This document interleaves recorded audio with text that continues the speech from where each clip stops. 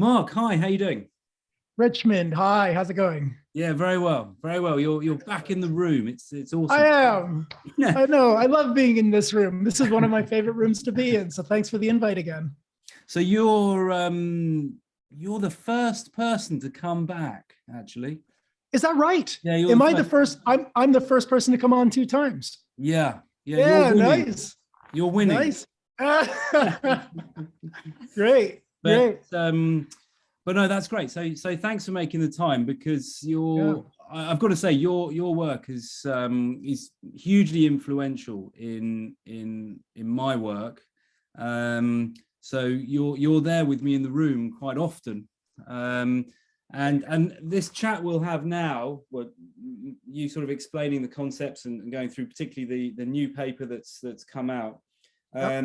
I think it's going to be really helpful because you're going to be able to point out perhaps where I'm going wrong with some of my explanations and ways that I'm working with people and also where it's going right. So that kind of openness to what's really happening. So I love that. I love that. Right. Okay. So like you just mentioned, we've got a new paper.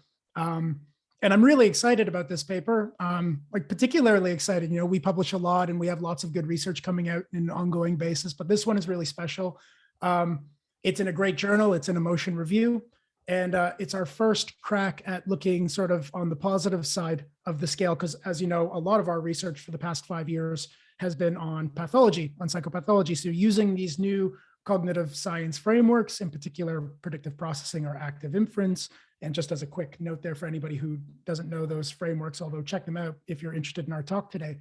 The idea is basically that the brain can be thought of, the brain and nervous system, and maybe even wider body, depending on who you talk to, is a sort of anticipatory machine. So it's always trying to work out how it's going to go next, and perception and action are going to flow. They're going to flow out of these sort of expectations for how things go. So rather than waiting around for signals and then making sense of them, the whole system is sort of radically proactive, making sense of the world by guessing what will happen next based on what it already knows. So we've taken that framework over the last 5 years. You know, we've applied it to addiction and depression and pain. You know, we're really interested in pain, as you are. OCD, depersonalization. So it's been a bit of a heavy year, 5 years when it comes to research, because we're looking at really heavy topics.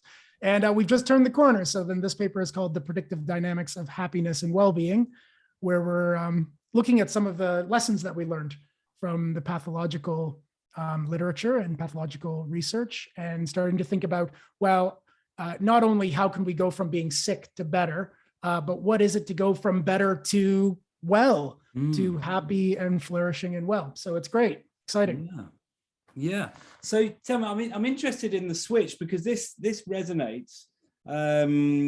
You may well have come across the work of Richard Davidson and the skills of being well, which he's sort of come up with 4 in his own research. But he was challenged by the Dalai Lama to do this kind of thing that you're doing here, to go from studying, well, what's kind of going wrong, to, well, what could go right. Which fits so well with the kind of the strengths-based or positive approach to coaching or working with people who are suffering, to focus on what can go right and how you can build on that. I love that, Richmond. And actually, let me just lay down one of the main claims of the paper, and then I'd love to hear what you have to say about this and where you're seeing it in your practice as well, because I think it's going to fit like bric-a-brac. So the core idea is that we found from doing all of this other research on psychopathology was we keep seeing one tendency over and over and over again. And that was for whatever reason, some sort of belief network gets installed, a sort of suboptimal belief network, and then it gets insulated from optimal updating.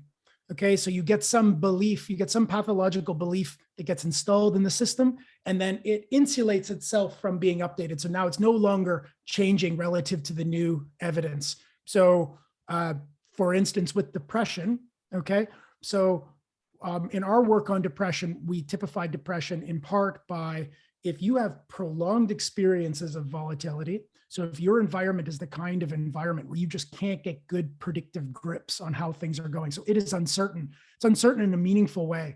And that can be like food uncertainty, or shelter uncertainty, or health instability uncertainty, abuse and trauma. I mean, all those things generate uncertainties, right? If you have uncertainty over a long enough period of time, the predictive system can kind of do something a bit funny. It can start installing beliefs that the world is a kind of uncertain place, right? Now, that's a problem for this kind of system, because whatever beliefs it has, it uses those to make its predictions and its perceptions and its actions. So the things it believes, it sort of creates them in a way. So you get these really vicious feedback loops if you get a high enough belief installed. So just imagine a system that now believes, oh, the world is unmanageable. I can't manage the world. Issue there then is it turns the volume up on evidence that says the world is unmanageable, and it turns the volume down on counter evidence. It's one of the ways it's trying to regain its grip based on this high level belief. And I hope you can see how that gets insulated, because it's now you're not looking for counter evidence. So it sort of feeds itself, and it does create a self-fulfilling cycle, right? Because you expect it to be bad. So you look for bad evidence, and there's always going to be bad evidence. There's always going to be evidence that you're failing, because you're always failing something. I mean, that's just part of being here as an intelligent life form. But you're always failing something. And then you turn the volume up on that and you say, oh yeah, no, I am a huge failure. And then that enforces the belief, which enforces the look, and then you find it, and then you prove it, and sort of around and around you go. And that might not be pathological, just to be clear, that might not be pathological in a particular environment. For instance, soldiers who have PTSD in the war environment, if they've got a great big amygdala that's tracking uncertainty in a super high level way, that's really valuable in the war environment. It only becomes pathological when they come home in a way, and then that style of belief doesn't get updated, and then the environment doesn't suit it anymore. Same thing with depression. If you have long-term depression, then even if you get into an environment where things start working better, those things are insulated in a way where they're not opening up. Okay, yeah. I don't mean to take up too much airspace here, but I just want to say, so the key line is pathology is about installing suboptimal beliefs that somehow get insulated because of these nasty feedback cycles. And so what's going to be central to our long-term well-being are all those skills and abilities and ways that we have of locating those suboptimal belief packets, and then challenging them in ways that they start updating again, that they become updatable rather than embedding themselves and becoming stickier. We want to find ways of making them more fluid. That's sort of where I wanted to talk with you today, because I think a lot of what you do is probably right there, challenging bad beliefs. And that's what we're seeing in the evidence as well.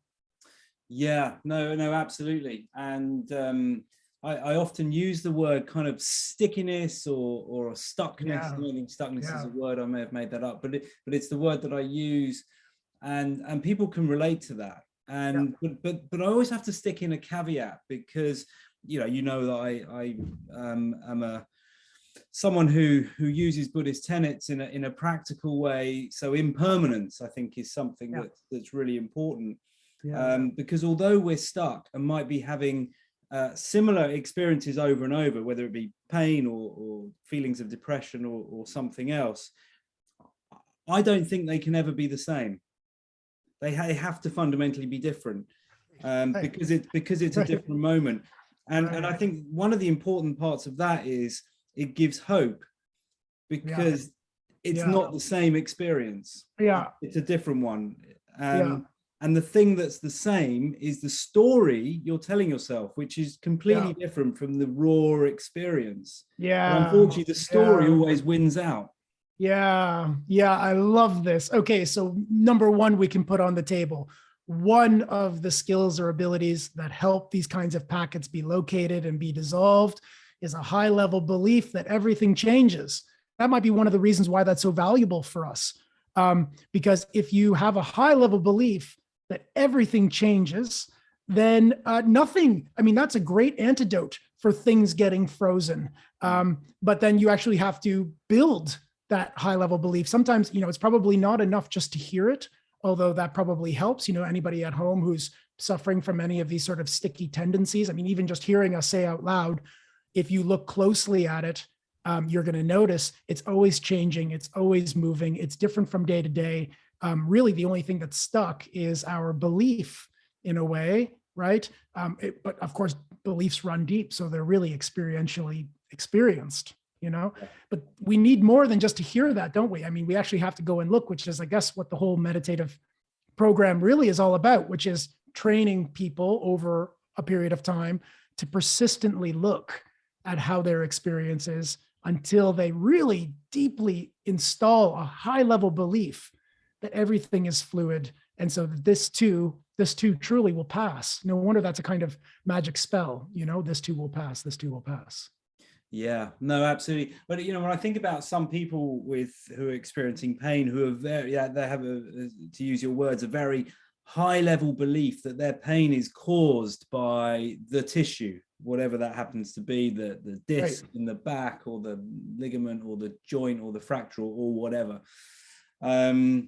And they're really, really firmly stuck on that belief. There's no other explanation that makes any kind of sense to them. And I suppose, to use your analogy, that's really kind of being cornered off, as there's a really strong vault around that belief. And working out with that person how somehow we can open the door to it, to some other possibility. And I guess part of them will cling on to that belief because they don't have anything else. Yeah. I mean, it just seems obvious without proper scrutiny that pain is about damage. I mean, it feels like that, doesn't it? I mean, you go, I've stubbed my toe and it hurts because I've hurt the toe.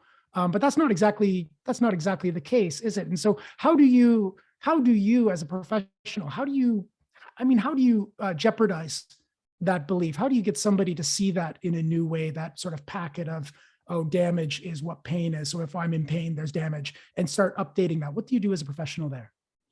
Well, it depends on the person and their narrative. Right. I try and pick stuff out of the narrative. So as you can imagine, the beginnings of that relationship, that collaboration is a lot of listening, and helping them feel heard. And I think that opens some kind of door. And you know, using things like a motivational interviewing style or approach or way of being. I mean, actually, with the pain coaching, I describe that as a way of being with people in the room, which I think sets a scene where they feel safer. And I think that you know, might undo the vault slightly. And then you can just pick out little things. So I mean, it's not the same with the tissue damage example, but it's just a really good example of how someone has a particular sticky belief and then how we can unpick it. So someone came in the other day and said, I had a terrible day yesterday. It was awful. I went to bed and it was, you know, I was in a real state. It was a terrible day. And I said, oh, tell me more, tell me about it. And the person said, well, the morning was really good, actually. I did this, that, and the other. I was like, okay. And then the afternoon was pretty good, and I did this thing, and that went really well. And I said, okay, great. And then evening, when I got home, I felt terrible. I felt really bad when I went to bed. It was awful. So I can't remember my exact words, but it was, you know, along the lines of, so that's a bad day for you. And he kind of paused and was like, well, yeah, you know, yeah. Well, the morning was pretty. You can see where it goes. So, wow. So I think that if you're not careful as a clinician, but not even as a clinician, just as a friend or a partner or whatever, listening to someone else who's saying, I've had a really bad day. Yeah. You could just say, oh, that's terrible. You had a really, really bad day. Have a glass of wine, or do this or do that. Yeah. You know, trying to fix the problem. That never works. Yeah. And then both of you then have this belief that they've had a terrible day.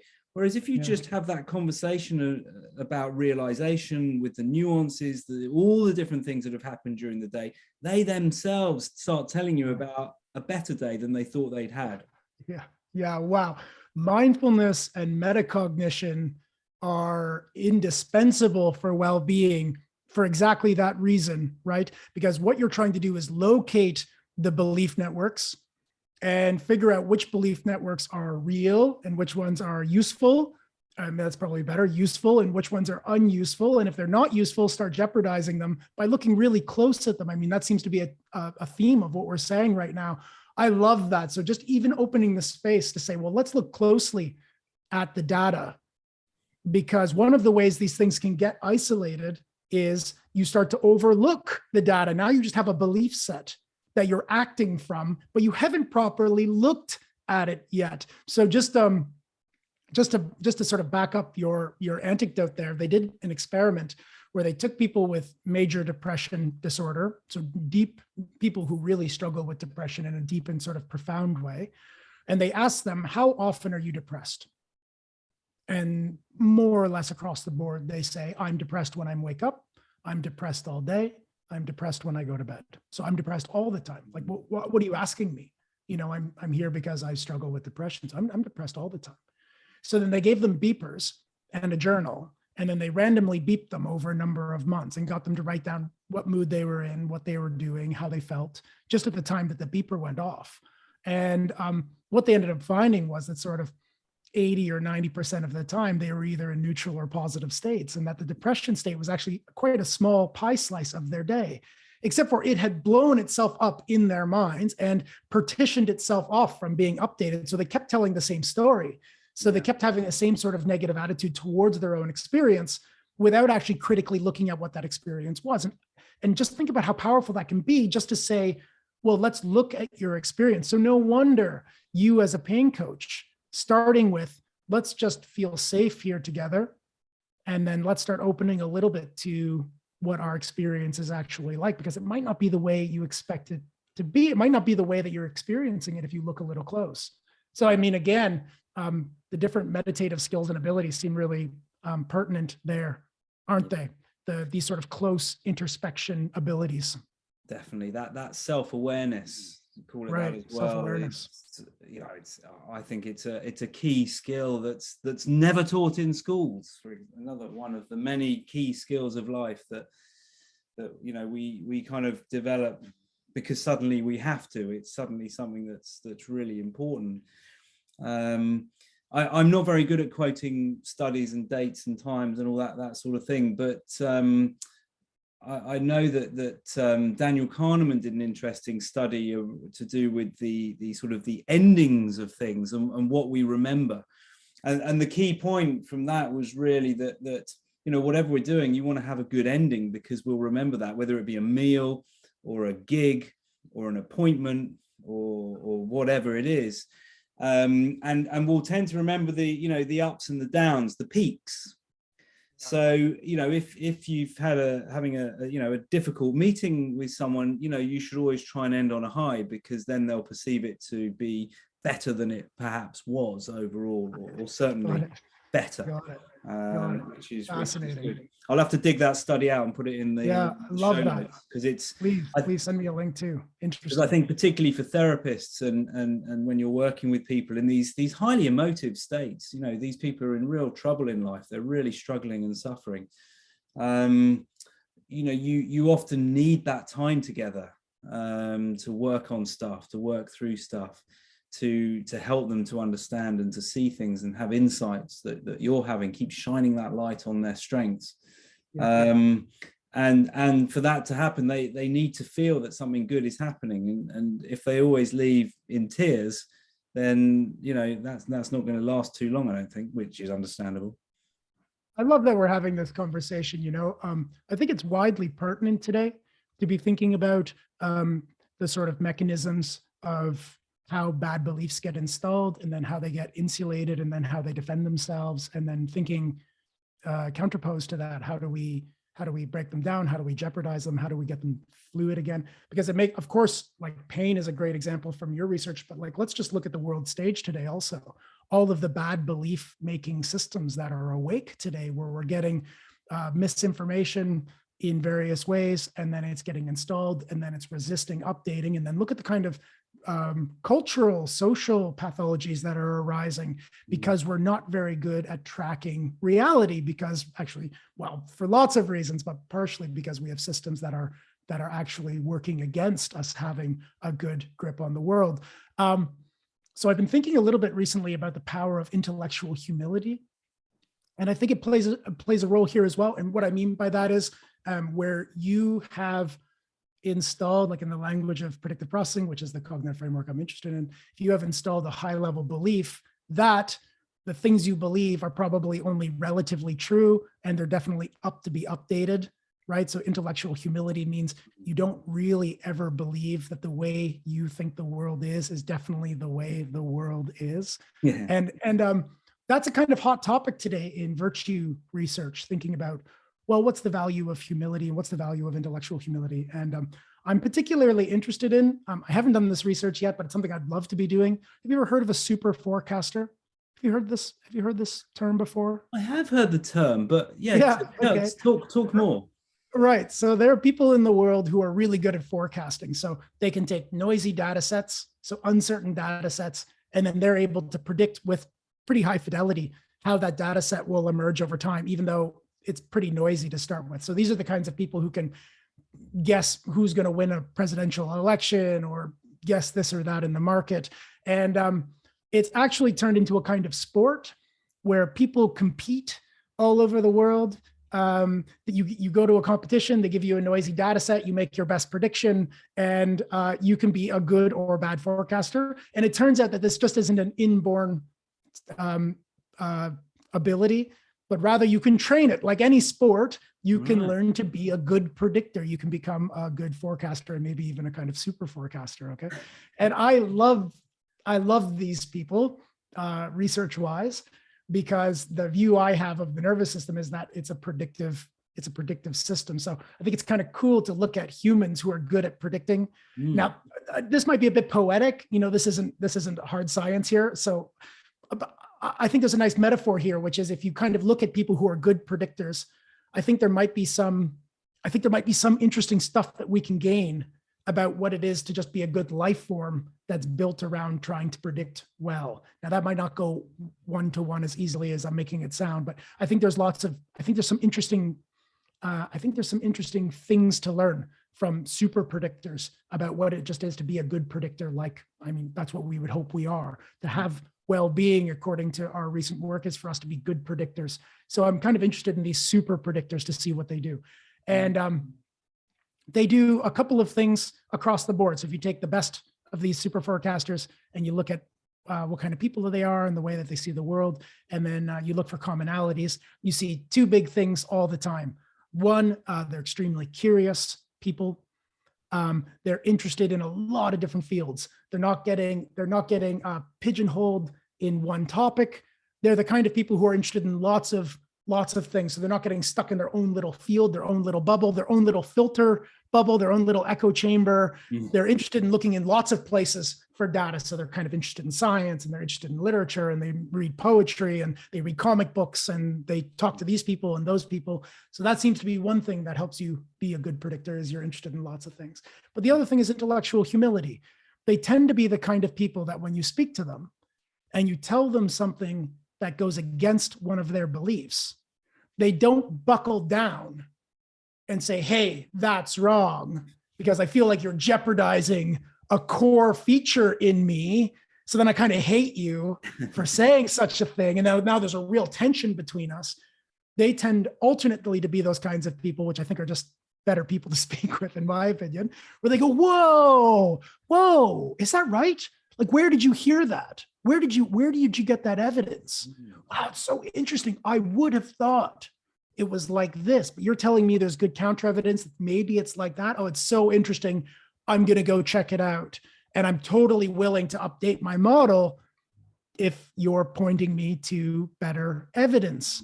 I tell this story sometimes about Andy Clark, Andy, my supervisor for 10 years. He's such a great guy. I mean, he's a huge deal in cognitive science, But when you talk to him about the things that he's working on, he's so humble about them. You say like, well, do you think that this is true? And he'll be like, true, all I know is that this is the next logical step. And if it turns out to be wrong, and it'll probably turn out to be wrong in 50 years, 60 years, 100 years as our science get better, who cares? Our job isn't to get it right.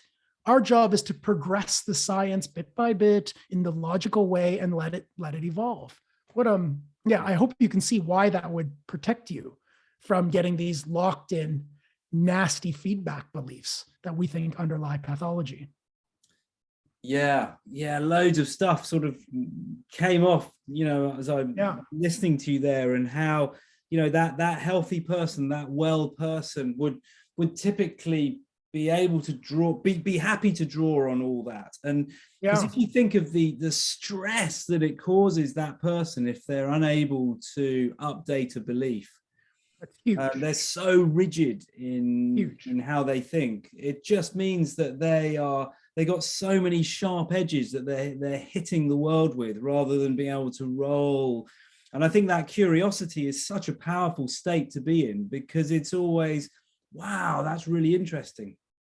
Yeah, exactly. Does that come up in your work? I bet curiosity about your phenomenological experiences, about your pain, must be one of the valuable things if you're coaching people in pain. Yeah, I mean, you've got to work towards that position. I mean, some people are there when they come in, they're curious about their own experiences. But of course, most people, when they first start, they just want their pain to get better. They want to ease their pain. They want their suffering to ease.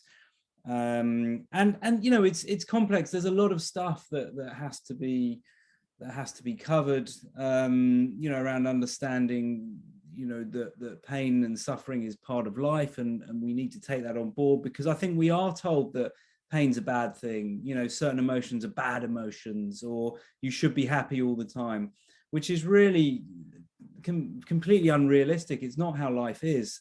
But I think the messages in our culture are really unhelpful with that. There's a whole thing around getting more comfortable with being uncomfortable, which is probably why, endurance sports are becoming increasingly popular, because there's people who are in very difficult situations in life, and particularly at the moment, there's terrible things going on, horrific things.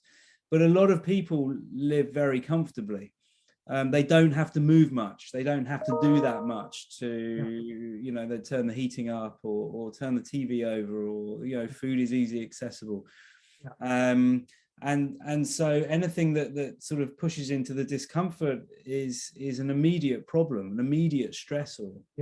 And it's not just around in terms of how if we're talking about the sort of the body in relation to movement, it's, I have great concerns about how the younger generation is dealing with life. I know there's a lot of pluses, and there's a lot of energy and enthusiasm, but the way that life is seen through the digital lens, and I know you've done some stuff on social media, and I'd be interested in your thoughts on that, and how that's shaping the views and the ways that the youth are seeing the world and each other. Yeah. It's a great point. And actually, it flows right from our paper as well. So one of the things that we think helps protect us from getting stuck in these suboptimal cul-de-sacs, belief cul-de-sacs, is to be sensitive to and be willing to hang out at the edge of our own comfortability. Those systems that are comfortable, not all of the time, of course, we have a window of tolerance, so we want to respect our window of tolerance.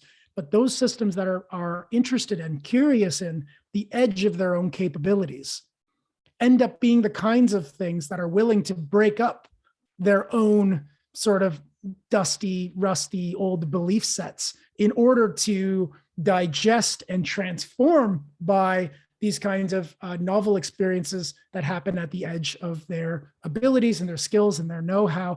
And I mean, we have lots of evidence that animals and humans, and now we're even building robots like this, are attracted to this edge of criticality, or this edge of chaos, this edge of confusion, because there's lots to learn there. There's lots to learn right at that edge. So I'm working with a couple of really great people. This paper was written with Julian Kiverstein and Eric Breitfeld, but I'm working with Julian and Mark Anderson. Mark Anderson is at the Aarhus University on play and playfulness. And we're thinking about risky play, in particular, the values of risky play, the values of having a bunch of uncertainty thrown at you, which is pretty cool, So we've been doing some research on how horror movies can be healthy.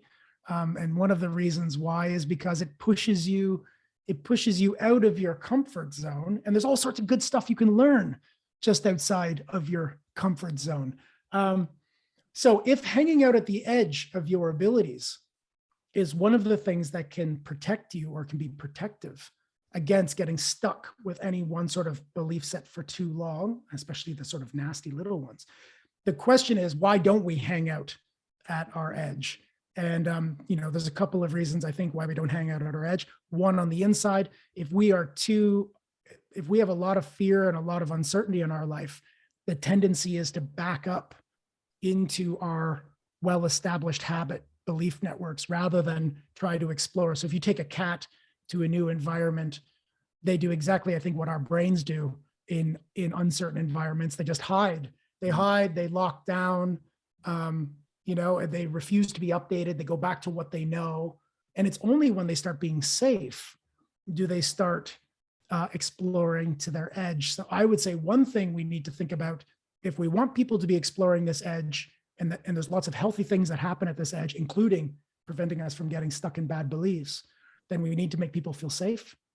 I don't know what that looks like at a cultural and social level, but people need to be made to feel safer than they are right now so that they're willing to start being curious again. And the other thing I'm really interested in is, just like you say, how technology is now being designed to a little bit push us away from learning rates in a way, and helping us. I'm sort of instantiating bad beliefs, like for instance, that the whole world is doing great except for you. So you have all this staging and filtering and photo manipulation, which gives you this huge sense of FOMO, which is really just engendering fear and uncertainty. So no wonder we lock down again rather than being flexible, being willing to explore this edge. Yeah, so the teen in the bedroom kind of seeing all this stuff going on via their device, all this stuff out in the real world that probably isn't happening as they're seeing it, but it's just making them feel terrible, and therefore they stay in the room more. Right. So there you go. So there's one of those nasty feedback loops, right? Now you're getting something right in your hand that's constantly telling you you're doing worse than expected. You're doing worse than expected. Yeah. The world is too uncertain. Look at your friends. They're all happy, beautiful, with partners, great jobs, fast cars, and you've got none of that. You've got none of that. I love these. I love now that, like, one of the things that I do like about sort of in response to this, where we're all having camera phones recently, is because you get these really funny videos where people record people recording themselves where those people don't know they're being recorded. And then you can actually see what the scene looks like, right? So you can see a couple fighting. You can tell they don't like each other at all. It looks like the worst possible coffee date in the world. And then they stop for a second to take a selfie. And then for that moment, they look like they're totally in love. They're kissing each other. They're both smiling. And then the second the camera is down, they're basically like turned away from one another again. And, that's reality, that's reality. Yeah, but that's it, isn't it? And I think it's almost like those 2 points are tied up, because this sense of safety. How could you get a deep sense of safety when there's a whole world out there that puts value on grades, looks, the size of your house or whatever, all that focus on the prize but nothing on the process. And the prize, whatever that is only manifest because of the process. So if you're not focusing on the process, nothing's going to happen anyway. So this was it's so interesting that you take it this direction, because the last chapter of the paper starts looking a little bit at the kinds of activities that we're doing that might be supportive or non-supportive of this increased fluidity. What kinds of things are we doing that are encouraging these lockdown, sticky, bad beliefs to happen? And the one that we picked to look a little bit at, although it's just sort of scratching the surface, is zero-sum activities and non-zero-sum activities. So if you are primarily aiming at zero-sum activities, meaning, so zero-sum activity is where if I win, you lose. There's a limited edition. If I get it, you can't have it. That's a zero-sum activity. Okay, so if there's a limited number of Ferraris of a certain model, then if your whole life is about attaining that Ferrari, that's a zero-sum game. You have to get it. And that means other people have to not get it. Okay.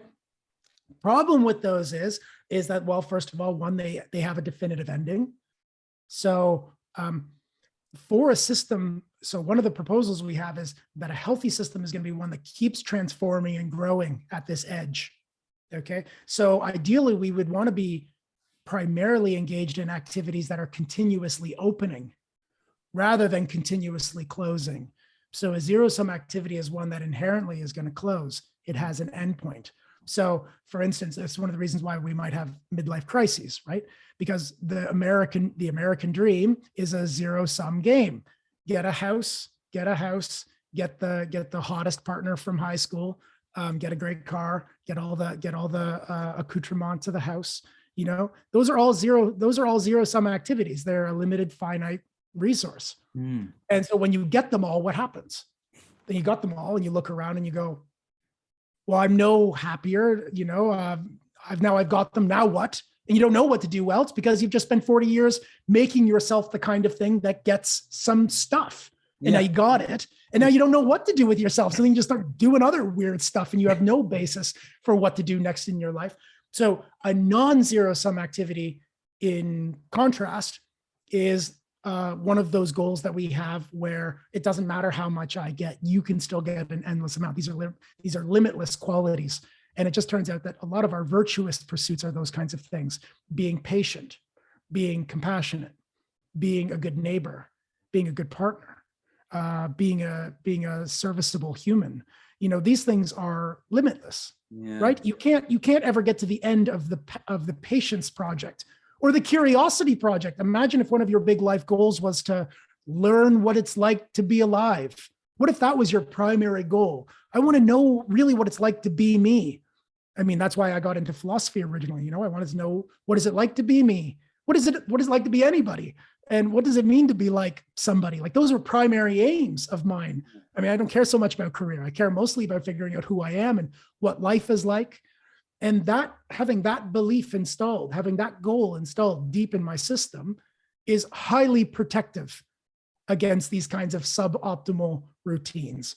Because no matter what happens in my life, it's interpreted as another opportunity to learn what it's like to be me. And that's going to include illness, old age, injury, death around me. These sorts of things can be digested because they fall in line with this non-zero sum goal, which is to learn what it's like to be alive, which includes the good and the bad. Yeah. Which I mean, you're as monk-like as you can be without being a monk. Yeah, I'm like a city monk in a way. Sometimes I do think that. Yeah, indeed. Yeah, with a bit of hair, but but I suppose in a way, then, you know, when I'm talking to people about, you know, the skills of being well and daily pillars that they can use, that are the things that are important to them to build and sustain wellness. You know, I often say to them, there's no end point to that. Like cleaning your teeth, you don't just stop. I've done it now. You just keep doing it. There's no end to that. And it's all the important stuff. There's no end to looking after your loved ones and looking after your relationships and you know, your career. I use that in the loosest sense of whatever you spend your time doing. There's no end to those things. Well, there doesn't have to be. I mean, of course, if you have a certain belief. But I suppose what I'm interested there is that, you know, you've got this huge unbounded curiosity about yourself and the world in which you're appearing. But where did that come from? Yeah, very good question. Actually, the answer is I was fortunate enough to have my midlife crisis super early. I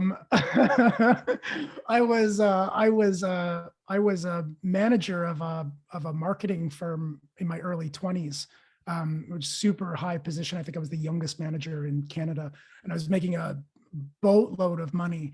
So I was getting all the check marks for the thing that, as a young man, I thought I wanted, which was have a nice car, have a big office, have lots of people working for me, have lots of access, have a nice apartment. All the things were all the things were working right. And I was completely miserable. I hated it. No. I hated it. I felt completely divorced from myself. I was increasingly dispassionate. You are in an industry that encourages dishonesty and encourages shark-like mentality and encourages like a really super strong zero-sum attitude. I mean, like where they really encourage that, where they think, oh, it's cool that you are the only one who gets that and kind of who cares about anybody else. Yeah. And I have a natural, like even from very early on, I was naturally really empathic and really compassionate and really kind. So this is cutting exactly across my natural tendencies, and I'm being applauded by, everybody saying, wow, you're such a big success. And it was brutal. It was absolutely brutal. And it made me sick. It made me so sick that I sort of feared for my life. Wow. And when I got better, I made a strong determination to do something completely other. So I got out of the company and I went traveling and I started meditating. And then I got enrolled in university and I started studying philosophy, and I've never really gone back. So, I feel like I've been saying this a lot recently on other podcasts I've been on and with people that I'm speaking with, is I'm really trying to be an advocate today in academia of giving up this sort of shark mentality, the zero-sum activity mentality that we also see in academia, like I want first name publishing rights. If I'm going to help you, what are you going to give me? I'd better be a named author and I better be close to the front, or else I'm not helping you. And no, I'm not going to share with you my research because it's my research and there's only a limited amount of research to do. And I need this one if I'm going to get the grant and I'm going to get the job and all of the rest. That can feel really real. It can feel really real in my industry. But I am making a sort of strong determination to do exactly the opposite, a kind of dolphin mentality rather than a shark mentality, I say, which is you give your time freely, don't worry about credit, help other people succeed who are around you. And the result has been I'm kicking ass in my field. We have 8 publications this year. I mean, that's way more than a philosopher tends to have in a year. And the reason is because I give my time away freely because I care more about being a good colleague. I care more about helping other people feel successful and feel established and feel safe. And I care more about doing really interesting research rather than trying to make it my research. And the result is I'm just kind of a cool guy to hang out with. It's nice to work with me. I'm always helping other people. And so I keep getting invited on to project after project after project after project where it's very reasonable amount of work that I need to do for big rewards, super high payouts. It doesn't feel like that would be the case because it feels like we need to keep all those things for ourselves. But really, the opposite is true. So I feel really blessed that early on I had this transformative experience, which was trying to get everything from myself makes me sick, and then maybe you can try to live in a different way. And it just turns out that by living in that way, my career has worked just fine, which is cool. It's cool that very actually cool. turns out like that. It's very cool. And it really resonates because, that's very much, the approach of, I've been very lucky to get to know, and he's been enormously helpful, Mike Pegg, who I often refer to when I talk. He's known as the positive encourager. This podcast was named, kind of after him and with him in mind. And when I went to Mike, when I set it up, I said, there's this, I'm trying to think of a name, and positive encourager or the encourager keeps coming up. But I said, that's your term. And he said to me, he goes, no, that term belongs to the universe. You use it. I was like, oh, wow, it's the in the giving, and the more you give, the more you share, the more it comes back because you're not after anything. And look, you're plugging his name now. You mention him all the time. Like you and I hang out all the time. We give freely to one another. And then I see you supporting me all the time on social media, and I'm supporting you on social media. I'm like, how could that be a bad thing? How could we have thought that it's all about getting more? For me, I think it's once you convert, it seems totally insane that you would try to do this any other way. I don't know how you would ever do it on your own, isolated from other social dynamics. And that's one of the big things that comes up in our paper as well.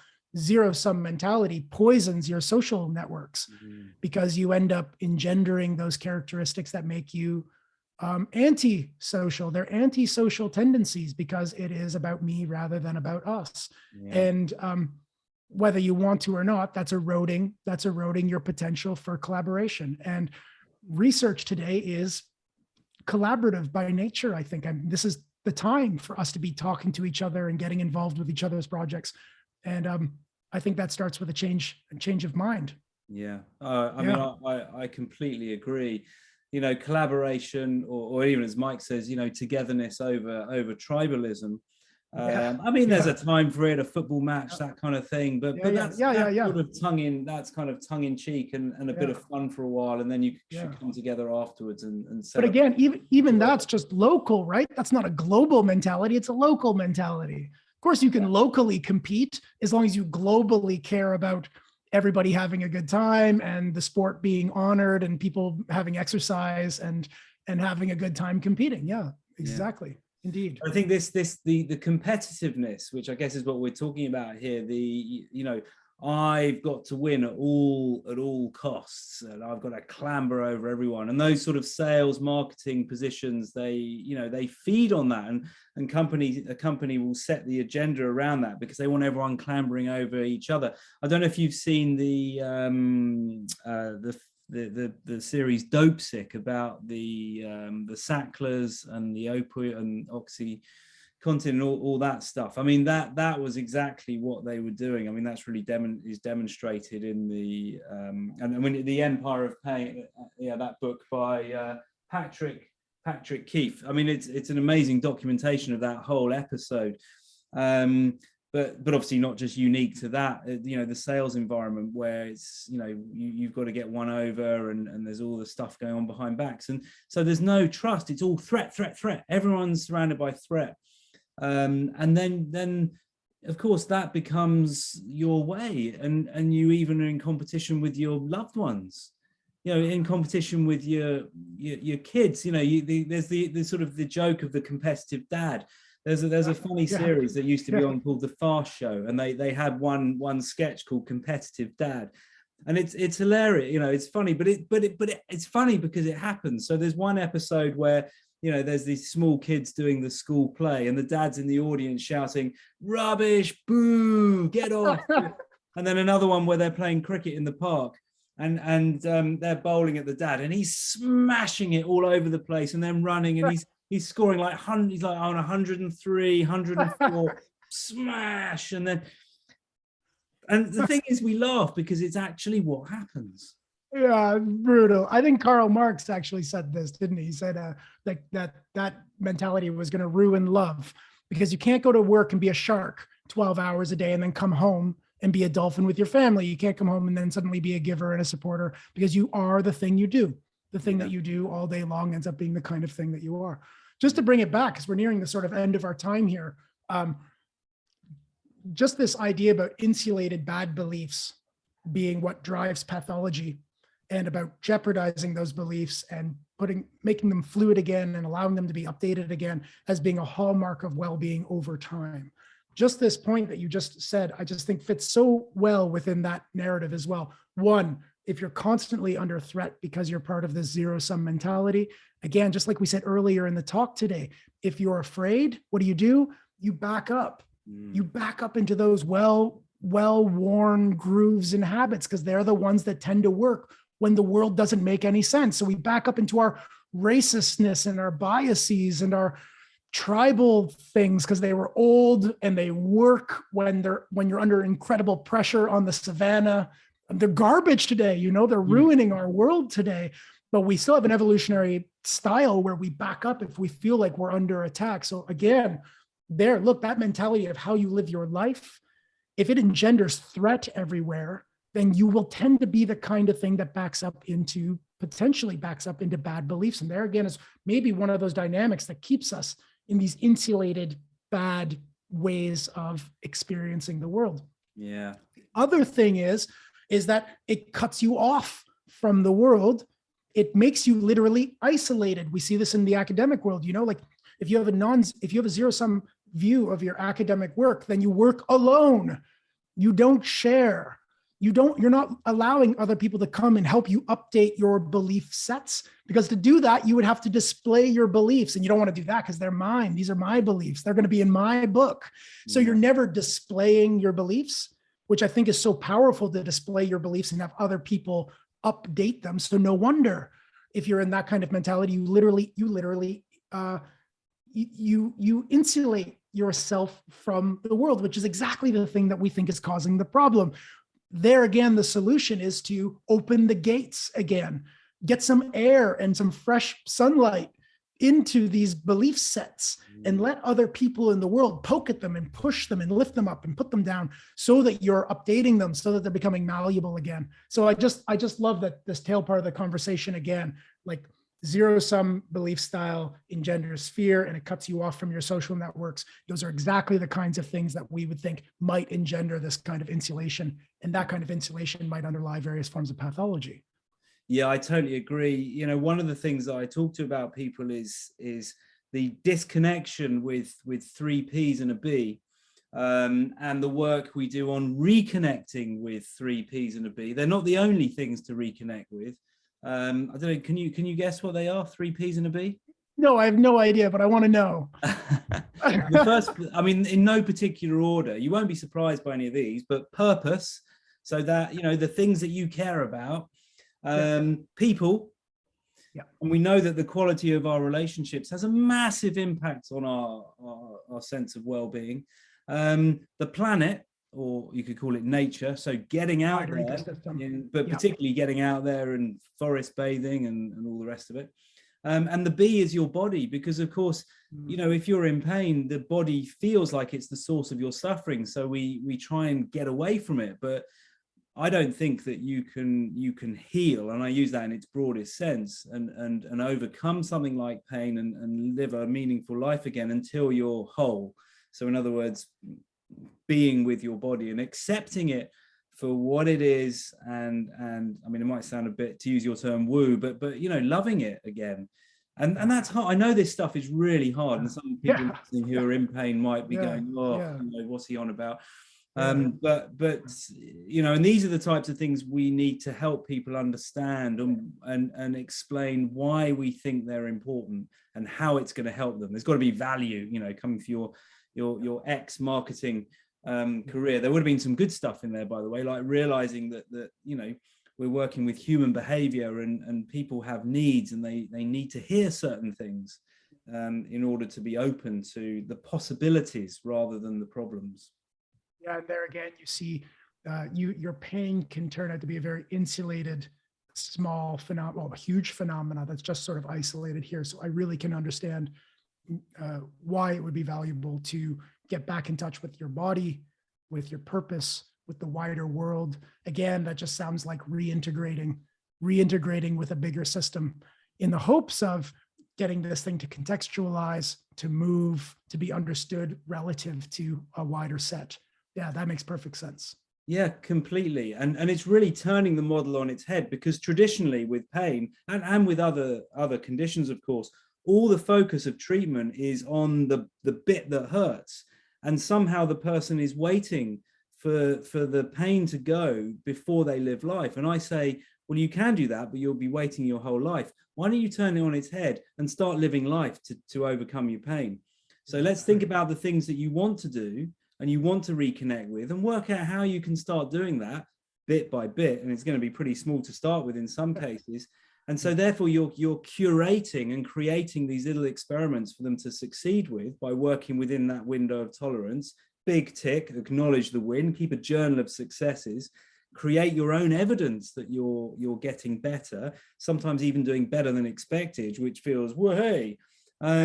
And building on that, and also learning how to deal with the inevitable ups and downs, because there's nothing linear about this at all. It's all, you know, topsy-turvy, up, down, and all the rest of it. And let's equip you with those skills so that you can deal with it, albeit it's still, you know, still hard, it's unpleasant, it's challenging, it's difficult, it's emotional, it's all of those things. It's really damn hard, but you can with the right kind of knowledge and guidance and insight and encouragement. And that's what we can do. This was such a good conversation. Um, Thanks for bringing a real professional lens to our theoretical work. I just love these conversations with you where we can take some things out of the armchair and out of the lab and really think about them in sort of comprehensive real world terms. It's so valuable to me, and I hope it's valuable to you too. So, we've got a new podcast starting called the Contemplative Science Podcast, which is aiming at looking at the science of contemplative skills and states and abilities like mindfulness and meditation and the science. I think it's just so cool that I didn't mean for this to happen today while we were talking. It just seems to be one of the things that you and I tend to talk about, which is thinking about what mental skills and abilities that we can train are the ones that are going to lead to a better life, and then using our scientific lens to consider the applicability of those things. So it would just be great to get you on our podcast. So we should continue this conversation. You should come over on my podcast now, and we'll keep going, because I'd love to interview you on these topics that we're talking about today as well. Oh, definitely. I mean, this is an ongoing conversation, and equally, I think we were saying at the start, your work is having a huge influence on how I think, and then sort of seek to distill it into practical things to do. And for probably 7, 8, 9 years now, I've been going, and this is where we met, of course, at these smaller meetings where I'm usually the only clinician in the room, and people are like, but it's wonderful because I've got to know some amazing scientists and philosophers and thinkers who I'm now in contact with regularly, having these dialogues. And you're a real they bridger. know that I'm sticking around. They know that I'm there because I want to learn, and then we can all pass that on to people to make a difference in their lives. So we're all doing it together. It's the exact thing we're talking about. Love it. So there we go. Nice one. Nice. So now your podcast, I'll put the link to it on the show notes. That'd be great. Thank you. Where else can people find you? The episodes are being dropped on Spotify. I keep everything updated on my website, which is markdmiller.live. So there's a news page right on the front that has all of the sort of different things I'm doing, and I keep all of my talks updated and podcasts I'm on there as well. And I think that's probably it. But I'll drop you some links, and then they can go in the show notes. Awesome, that's great. And I would definitely encourage listeners to go and have a look. It's all on there. All your talks, and you can listen to those. Listen to them. They're great as well. So fantastic. All right. Great. Well, thanks, Richmond. And I look forward to number 3. So let's do that not before too long. Absolutely. Great. Until next time, take care. Okay.